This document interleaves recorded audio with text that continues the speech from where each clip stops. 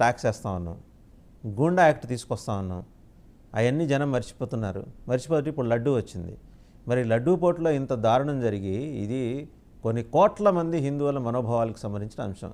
తిరుమల వెంకన్న ప్రతి ఇంటి దైవం హిందువులు అయితే ముందర ఫస్ట్ ముద్ద ఆయనకే పెడతారు. అంత నమ్మకం ఉన్న దేవుడికి ఇంత అపచారం జరుగుతుంటే మరి మీ చర్యలు ఏవండి? సార్ అప్పటి నుంచి శ్రీకాంత్ గారు ఒకటే మాట ప్రస్తావిస్తూ ఆరోపణలు వేళ్ళని మాపై చూపించి మాట్లాడుతున్నారు. మీకు ఒక క్లారిటీ రావాలి శ్రీకాంత్ గారు, అక్కడ వర్క్ చేసిన ఎంప్లాయీస్ ని ఎవరూ తప్పుపట్టట్లేదు. ఈ అసాంఘిక కార్యక్రమం చేసే విధంగా ఇటువంటి అవినీతికి పాల్పడిన ఎవరైతే కార్యకర్తలు ఉన్నారో, అంటే ఎవరైతే ఉన్నారో అక్కడ సభ్యులు, చైర్మన్ గారు కావచ్చు, ఆయన కింద ఉన్న ఇటువంటి టెండర్లు పాడిన వాళ్ళందరినీ ఖచ్చితంగా చర్యలు తీసుకోవాలనే వాదన మేము చెప్తున్నాం. కానీ అక్కడ పనిచేస్తున్న సిబ్బందినో, అక్కడ ఎవరైతే ఈ వంటశాలలో పనిచేస్తున్నారో వాళ్ళు తప్పు చేశారని కాదు. కానీ ఒక చిన్న విషయం ఏంటంటే, నెయ్యి వాసన మారినప్పుడు ఐడెంటిఫై చేయాలి కదా. ఒకవేళ ఐడెంటిఫై చేసి చెప్పినా కూడా వీళ్ళు యాక్షన్ తీసుకోక వీళ్ళు బెదిరించారేమో. And one more thing sir, Vasudevan గారికి కానీ వీక్షకులకు కానీ అలాగే శ్రీకాంత్ గారికి గారు ఒక చిన్న క్లారిటీ ఇస్తాను సార్. మీరేమంటున్నారంటే ఇది మీ ప్రభుత్వంలో ఉన్న గీ, మా ప్రభుత్వంలో గీ కాదు సార్.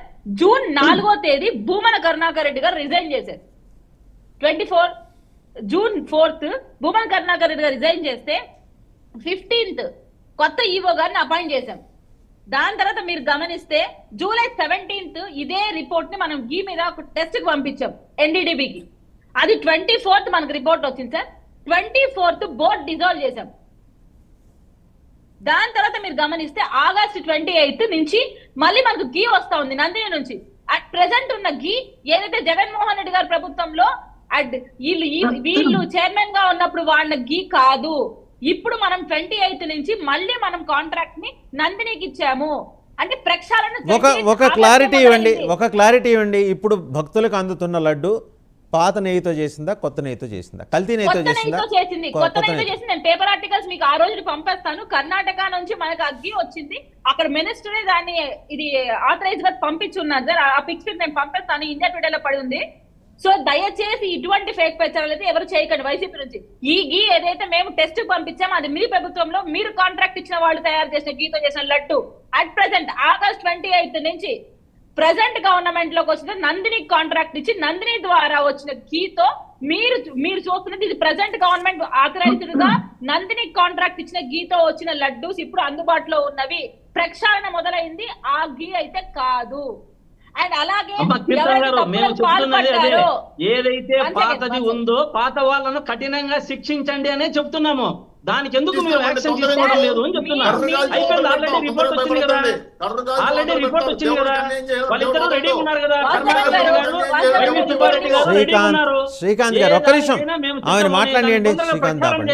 శ్రీకాంత్ ఆమెను మాట్లాడియండి సార్. ఇదోండి సార్, పక్కా పేపర్ ఆర్టికల్ తో సహా మేము చూపిస్తున్నాము.